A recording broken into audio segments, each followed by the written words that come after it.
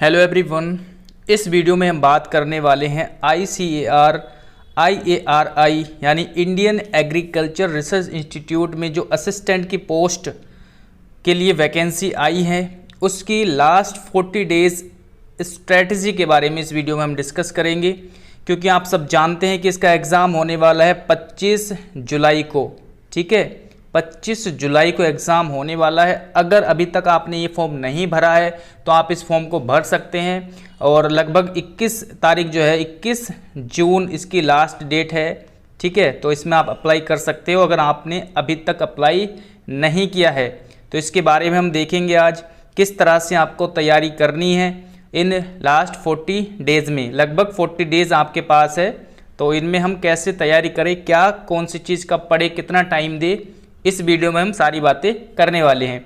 आप सब जानते हैं, देखिए असिस्टेंट की पोस्ट है और सैलरी भी अच्छी खासी है, सब चीज़ मतलब बहुत अच्छा है। ठीक है, तो आपको अच्छे से तैयारी करनी पड़ेगी, इसकी मेहनत करनी पड़ेगी अगर आपको सिलेक्शन लेना है तो। ठीक है, तो चलिए देखिए इसमें आपके 2 एग्ज़ाम होने हैं। ठीक है, साथ में उसका डिस्क्रिप्टिव भी है। तो सबसे पहले प्री की हम बात करते हैं और प्री के बाद होगा आपका मेंस का एग्ज़ाम, जिसमें मैथ और इंग्लिश आएगी। और प्री में आपके ये 4 सब्जेक्ट आने वाले हैं, मैथ, रीजनिंग, जीके और इंग्लिश। ठीक है, तो प्री के साथ साथ आपको मेंस पर भी फोकस रखना है। ठीक है, तो मैथ और इंग्लिश को आपको बहुत अच्छे तरीके से तैयार करके रखना है ताकि आपका मेंस में भी काम आ सके और प्री में भी, प्री के साथ साथ आपका मेंस में भी काम आ जाए।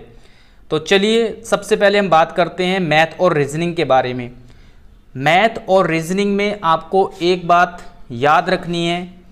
सबसे पहला आपको काम ये करना है कि आपके 40 डेज़ जो है बच्चे हैं, 40 डेज़ में आपको सबसे जो पहला काम है मैथ और रीजनिंग में, आपको डेली एक प्रैक्टिस सेट लगाना है। तो डेली आपको एक प्रैक्टिस सेट लगाना है और यानी कि 40 दिन में हो जाएंगे आपके 40 प्रैक्टिस सेट। एक दिन में आपको एक प्रैक्टिस सेट लगाना है, एक मैथ का और एक आपका रीजनिंग का। ठीक है, तो 40 प्रैक्टिस सेट आपको लगा देने हैं आपके एग्ज़ाम तक। और प्रैक्टिस सेट लगाने का तरीका क्या है, प्रैक्टिस सेट लगाओ यानी मॉक टेस्ट लगाओ। ठीक है, ऑनलाइन या ऑफलाइन जैसे भी आपको अच्छा लगे। ठीक है, किसी भी तरह से आप लगा सकते हो। बेहतर रहेगा कि आप ऑनलाइन जो है मॉक टेस्ट लगा सकते हो और ठीक है कहीं से भी आप ले सकते हो। मैं किसी वेबसाइट का नाम नहीं लूँगा, कहीं से भी आप ले सकते हो। ठीक है, तो सबसे पहले आपको करना है मॉक टेस्ट लगाना है और उसका एनालिसिस आपको करना है। ठीक है, मान लो 25 क्वेश्चन का आपने मॉक टेस्ट लगाया मैथ का या रीजनिंग का, तो कम से कम आपको 20 से 25 मिनट आपको उसको एनालिसिस करने में लगाने हैं और देखना है कि आपका जो है किस टॉपिक में क्वेश्चन गलत हुआ है। ये चीज़ें आपको करनी है। ठीक है, मान लो आप मैथ का प्रैक्टिस सेट लगा रहे हो, तो आपने मैथ का प्रैक्टिस सेट लगा लिया। अब उसको देखो कि आपके कहाँ कहाँ पर गलती हुई है। ठीक है, कौन कौन से क्वेश्चन गलत हुए हैं और 3-4 टॉपिक के क्वेश्चन निकाल लो कि यार ये टॉपिक मेरे से गलत हुआ है, इस चैप्टर का ये टॉपिक मुझसे गलत हुआ है, इस चैप्टर का ये क्वेश्चन मुझसे गलत हुआ है। ऐसे 3-4 चैप्टर के आप क्वेश्चन निकाल लो और उन 3-4 चैप्टर को रिवाइज़ कर लो। ठीक है, उसी दिन एनालिसिस करने के बाद 1 घंटा वहाँ पर दो आप रिवाइज़ करने में। ठीक है, जो आपने टॉपिक गलत किया है, जो क्वेश्चन गलत किया है, उसको देखो आप अपने नोट्स में, बुक में, यूट्यूब पर कि इस टाइप के क्वेश्चन कैसे होंगे। तो ये होता है एनालिसिस करने का फ़ायदा। ठीक है, आप एनालिसिस करो फिर उसको उसी चीज़ को रिवाइज़ करो। तो कम से कम एक दिन में 2 से 3 चैप्टर आप ऐसे पकड़ो जो जहाँ पर आप मिस्टेक कर रहे हो। ठीक है, तो एक दिन में 2 से 3 चैप्टर आप रिवाइज़ कर लोगे इस तरह से। सेम पैटर्न आपको रीजनिंग में भी करना है मैथ के साथ साथ। ठीक है, रीजनिंग में आप प्रैक्टिस सेट लगाओ और उसको एनालिसिस करो और 2-3 चैप्टर के आप जो है डाउट ले लो कि यार ये क्वेश्चन मुझसे गलत हो गया, ये गलत हो गया, ये गलत हो गया। अब उन चैप्टर को आप रिवाइज़ करो कि इसके क्वेश्चन किस तरह से आप जो है करने चाहिए, ताकि अगले प्रैक्टिस सेट में इस टॉपिक से या इस चैप्टर से क्वेश्चन गलत ना हो। इस तरह से आपको पढ़ना है, इस तरह से रिवाइज़ करना चाहिए। यूट्यूब से पढ़ो, बुक से पढ़ो, अपने नोट से पढ़ो, इस तरह से आपको करना है। तो डेली आपको एक प्रैक्टिस सेट लगाना है और 40 दिन तक लगाना है, यानी 40 प्रैक्टिस सेट आपके हो जाएंगे। कब तक? जब तक आपका एग्ज़ाम होगा। ठीक है, तो अगर आपने इस तरह से कर लिया तो मैथ में आपको कोई भी दिक्कत नहीं आएगी, रीजनिंग में आपको कोई भी दिक्कत नहीं आने वाली है। 25 में से आप मैथ में 20 प्लस ईजिली कर सकते हो और रीजनिंग में 22-23 क्वेश्चन ईजिली कर सकते हो। ठीक है, अगर आपने ये स्ट्रेटजी अपना ली तो। साथ में क्या करना है आपको, साथ में देखिए क्या करना है, मैथ में आपको लगभग 7 से 8 चैप्टर आपको रिवाइज करने हैं, पढ़ने हैं वो। ठीक है, जैसे आपका परसेंटेज हो गया, ठीक है, परसेंटेज हो गया, प्रॉफिट एंड लॉस का चैप्टर हो गया, है ना, साधारण ब्याज, चक्रवृद्धि ब्याज का चैप्टर हो गया, टाइम एंड वर्क का हो गया, ठीक है, और रेशियो का हो गया, समय मतलब जो ट्रेन वाले क्वेश्चन होते हैं या टाइम एंड डिस्टेंस के जो क्वेश्चन होते हैं वो वाला चैप्टर हो गया, संख्या पद्धति हो गया, मेंसुरेशन हो गया। ये लगभग 7 से 8 चैप्टर आपको रिवाइज करने हैं, पढ़ने हैं बहुत अच्छे तरीके से, और 40 दिन में आप आराम से इनको इतना काम आप कर सकते हो इजीली। ठीक है, और साथ में आपका एवरेज का चैप्टर हो गया। ठीक है, तो ये आपके लगभग 8 से 9 चैप्टर है जिनको आपको अच्छे से पढ़ना है और बहुत अच्छे तरीके से पढ़ना है। एक चैप्टर में आप 3-4 दिन दो, आराम से जो है चैप्टर को कर सकते हो। ठीक है, तो चैप्टर वाइज चैप्टर पढ़ो और उनको प्रैक्टिस लगाओ, चैप्टर वाइज क्वेश्चन, है ना, तो क्वेश्चन लगाओ। जैसे मान लो आपने परसेंटेज का चैप्टर पढ़ा, ठीक है, फिर उसी चैप्टर के आप क्वेश्चन लगाओ। ठीक है, यूट्यूब से लगाओ, बुक से लगाओ। ठीक है, इस तरह से आपको पढ़ना है। ये चैप्टर इतने आपको आराम से जो है करने ही करने हैं रिवाइज। ठीक है, जो मैंने आपको 8 से 9 चैप्टर बताए, सेम उसी तरह से आपको रीजनिंग में करना है। रीजनिंग में भी आपको एक तो आपको प्रैक्टिस सेट लगाना है डेली, जो मैंने आपको बता दिया, एनालिसिस करना है, फिर उसको जहाँ पे मिस्टेक कर रहे हो उसको रिवाइज करना है, रिवीजन करना है। साथ में आपको चैप्टर वाइज भी पढ़ना है, चैप्टर वाइज रीजनिंग। ठीक है, तो 40 दिन में आप 2-3 बार आराम से निकाल सकते हो। और ख़ास करके ऐसे टॉपिक इसमें पढ़ने हैं चैप्टर वाइज आपको, जो जहाँ पर आप मिस्टेक करते हो, जहाँ पर आपके क्वेश्चन ज़्यादा गलत होते हैं। जैसे आप सीटिंग अरेंजमेंट हो गया, कोडिंग डिकोडिंग वाले क्वेश्चन हो गए, या इनइक्वालिटी वाले आजकल बहुत क्वेश्चन पूछे जा रहे हैं। ठीक है, सीटिंग अरेंजमेंट, पजल टाइप के क्वेश्चन, है ना, या फिर आपके चाइनीज़ कोडिंग वाले क्वेश्चन, मतलब जो नए नए टॉपिक है उसको आप अच्छे से पढ़ लेना। ठीक है, जहाँ पर आप मिस्टेक करते हो, जो न्यू टॉपिक है वो आप अच्छे से पढ़ लेना। कैलेंडर, क्लॉक, ये ऐसे टॉपिक है, अगर आप नहीं पढ़ोगे तो आप क्वेश्चन नहीं कर सकते। ठीक है, तो उनको आपको पढ़ लेना है अच्छे से। तो रीजनिंग और मैथ में आप इजीली इतना कर सकते हो, कोई दिक्कत नहीं है। एक सब्जेक्ट को 2 से ढाई घंटे दो, और इतना तो आपको बनता है, इतना टाइम देना बनता है। अगर आप जॉब लेना चाहते हो तो आपको इतना टाइम देना होगा। ठीक है, क्योंकि बहुत ज़्यादा कंपटीशन है, काफ़ी फॉर्म भरे जाएंगे, कंपटीशन काफ़ी रहेगा। तो अगर आपको जॉब लेनी है तो भाई इतना तो करना होगा। ठीक है, ये हो गया मैथ और रीजनिंग का। अब आगे देखते हैं जीके और इंग्लिश। इंग्लिश के बारे में अगर देखिए मैं बात करूं, इंग्लिश की सबसे पहले मैं बात करता हूं।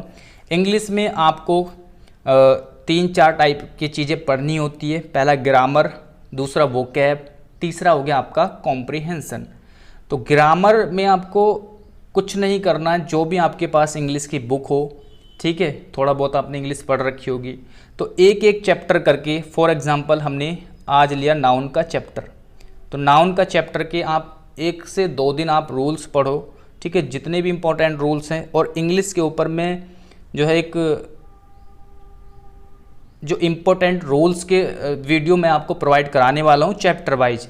ठीक है, नाउन के इम्पोर्टेंट रूल्स, प्रोनाउन के इम्पोर्टेंट रूल्स, एडजेक्टिव, एडवर्ब, इन सारे चैप्टर की chapter wise important rules plus vocab की एक सीरीज, अल्फ़ाबेटिकली सीरीज रहेगी वो, और कॉम्प्रिहेंशन में आपको पैसेज, ये चीज़ें मैं आपको कराने वाला हूँ। तो आप चैनल से बने रहिए। और साथ में आप देखिए इसमें इंग्लिश आएगी, फिर उसके बाद एक दिल्ली पुलिस हेड कांस्टेबल का एग्ज़ाम होने वाला है सितंबर में, उसके हिसाब से भी मतलब बहुत अच्छे तरीके से मैं आपकी इंग्लिश करा दूंगा एग्ज़ाम तक। ठीक है, तो फिलहाल आपको क्या करना है, नाउन के इंपॉर्टेंट रूल्स पढ़ने हैं एक बुक से, जो भी आपके पास बुक हो, फिर उसी चैप्टर के आपको क्वेश्चन लगाने हैं। मतलब 1 से 2 दिन आप रूल्स पढ़ो, फिर उसी चैप्टर के आप क्वेश्चन लगाओ, चाहे वो यूट्यूब से सर्च करो, बुक से लगाओ। ठीक है, एरर के रूप में, फिल इन द ब्लैंक्स के रूप में, तो आपको चैप्टर वाइज क्वेश्चंस मिल जाएंगे यूट्यूब पर, बुक में भी मिल जाएंगे। ठीक है, फिर उसके बाद 2-3 दिन एक चैप्टर को दो, फिर उसके बाद अगला चैप्टर पकड़ो प्रोनाउन का, फिर एडवर्ब, एडजेक्टिव, है ना, tense, subject verb agreement, narration, voice, ये सारे चैप्टर आप एक एक करके इस तरह से आपको करने हैं। और इसी के साथ साथ आपको वोकैब, तो वोकैब भी लेकर के चलनी है। वोकैब में आपको प्रीवियस ईयर की वोकैब आपको पढ़नी है, और एक सीरीज़ में लेकर के आने वाला हूँ बहुत जल्द, 2 से 3 दिन में वोकैब का। अगर वो आपने पढ़ ली तो फिर उसके अलावा आपको कुछ भी चीज़ पढ़ने की आवश्यकता नहीं है, क्योंकि उसमें मैं अल्फ़ाबेटिकली चीज़ें आपको कराने वाला हूँ। और मतलब सारी चीज़ें तैयार है, रेडी है। काफ़ी सारी बुक्स का मैंने कलेक्शन किया है उसमें वोकैब में, एक बार आप उसको ज़रूर देखना, ठीक है। तो आप खुद से भी जो है अभी फ़िलहाल पढ़ सकते हो। प्रीवियस ईयर की वोकैब आपको पढ़नी है। डेली आप 10 वर्ड याद करो, ठीक है। ईडियम्स है, सिनोनियम, एंटोनियम्स है, और आपके 1 वर्ड सब्स्टिट्यूशन है, स्पेलिंग मिस्टेक, इस टाइप के क्वेश्चन इसमें पूछे जाएंगे। तो इंग्लिश में आपको ऐसे करना है। प्लस कॉम्प्रिहेंशन पार्ट की अगर बात करूँ तो उसमें आपको पैसेज पढ़ना है। डेली एक पैसेज आप रीड कीजिए और उसको समझने की कोशिश करें, और उसके आधार पर आप क्वेश्चन लगाए। तो इस तरह से आपको प्रैक्टिस करनी है इंग्लिश की। आपको एक चैप्टर याद करना है, रूल्स पढ़ने हैं, ठीक है, साथ में वोकैब याद करनी है, साथ में आपको पैसेज करना है। तो एक दिन में इतना आपको करना है इंग्लिश में, और चूँकि जो है मेंस में भी पूछी जाएगी तो इतना तो आपको बनता है, ये तो आपको करना ही पड़ेगा। अब बात करते हैं हम जीके। जीके देखिए बहुत बड़ा सब्जेक्ट है जीके। तो फिलहाल आपको लुसेंट की बुक से ही जो है एक एक चैप्टर करके, जैसे मान लो हिस्ट्री आपने पढ़ ली, ठीक है, फिर ज्योग्राफी पढ़ ली और पॉलिटी आपने पढ़ ली, तो एक मोटा मोटा करके आप इसमें आपको जो इम्पोर्टेंट चीज़ें लगे वो आपको रिवाइज़ कर लेना है, अच्छे से पढ़ लेना है। साथ में करंट अफेयर जो है बहुत ही ज़्यादा मोस्ट इम्पॉर्टेंट है। करंट अफेयर आपको अच्छे से पढ़ना है, तो करंट अफेयर जो है पढ़ना है। और 2021-22, ठीक है, 2021 से लेकर अब तक का आपको करंट अफेयर पढ़ना है। वहीं से आपको स्टैटिक जीके जो है कवर करनी है करंट अफेयर से, प्लस आपको स्टैटिक जीके अलग से भी पढ़ना है। और स्टैटिक जीके आप प्रीवियस ईयर में जो पूछी जा रही है 2021-22 में जो, या 20-21-22 में अब तक जो पूछी गई है प्रीवियस ईयर की स्टैटिक जीके, वो आप सर्च कर सकते हो यूट्यूब पर, ठीक है। एसएससी जो है कराती है, तो उसमें अच्छे लेवल के जो है क्वेश्चन पूछती है स्टैटिक जीके के, तो वहाँ से आप स्टैटिक जीके कवर करो, ठीक है। प्लस करंट अफेयर आप अपना कवर करो। और इसके साथ साथ तो ये 3 चीज़ें आपकी करनी है जीके में। एक तो आप लुसेंट से आप सब्जेक्ट वाइज पढ़ लो, हिस्ट्री, ज्योग्राफी, पॉलिटी, इकोनॉमी, ठीक है, ये पढ़ लो। फिर करंट अफेयर आपको पढ़ना पड़ेगा। कोई सी बुक ले सकते हो आप, जो मतलब वर्ष के हिसाब से जो आती है, 2021 से 2022 तक वाली बुक ले सकते हो। और उसके साथ साथ आपको स्टैटिक जीके, तो स्टैटिक जीके मैंने आपको बता दिया। जो प्रीवियस ईयर में क्वेश्चन पूछे जा रहे हैं स्टैटिक जीके से रिलेटेड 2021-22 और 2020, ठीक है, वो सारे प्रीवियस ईयर के क्वेश्चंस आपको देखने कि किस तरह के क्वेश्चन पूछे जा रहे हैं, और उनको आप पढ़ लोगे तो आपका काम हो जाएगा। तो जीएस में आपको इस तरह से पढ़ना है। तो ओवरऑल मैंने सारी बातें आपको बता दी किस तरह से आपको पढ़ना है। और अगर आपने ये चीज़ें कर ली 40 दिन में, तो आप आराम से जो है अपना एग्ज़ाम क्रैक कर सकते हो, ठीक है। और ध्यान रखना है मैथ और रीजनिंग में आपको एक भी दिन स्किप नहीं करना है। डेली मॉक टेस्ट लगाना है विद रिवीजन, विद एनालिसिस के साथ। एनालिसिस नहीं करोगे, एनालिसिस करने के बाद रिवाइज नहीं करोगे तो कोई फ़ायदा नहीं होगा आपका मॉक टेस्ट लगाने का, ठीक है। जब तक आप एनालिसिस नहीं करोगे तब तक बेकार है मॉक टेस्ट लगाना। उसमें केवल आप स्पीड बढ़ा सकते हो, नॉलेज नहीं। तो नॉलेज भी होना ज़रूरी है, ठीक है, स्पीड के साथ साथ। तो ये चीज़ें आपको करनी है। और साथ में कभी कभी आप वीकली जीके और इंग्लिश का टेस्ट भी लगा सकते हो, ठीक है, क्योंकि इसमें टेस्ट की आवश्यकता नहीं होती है। जितनी अगर आपको नॉलेज है तो आप इजीली आराम से क्वेश्चन को कर सकते हो। नॉलेज नहीं है तो आप इंग्लिश और जीके का क्वेश्चन सॉल्व नहीं कर सकते हो, ठीक है। तो चलिए, इस वीडियो में इतना ही बताना था। अगली जो वीडियो रहेगी उसमें हम Delhi police head constable ministerial की जो पोस्ट आई हुई है उसके बारे में बात करेंगे। और इंग्लिश अगर आपको पढ़नी है बहुत मतलब इजी लेवल से इजी टू मॉडरेट लेवल तक, ठीक है, वो मैं आपको आने वाले टाइम में पढ़ाऊँगा। तो चलिए मिलते हैं अगली वीडियो में। Thanks for watching this video.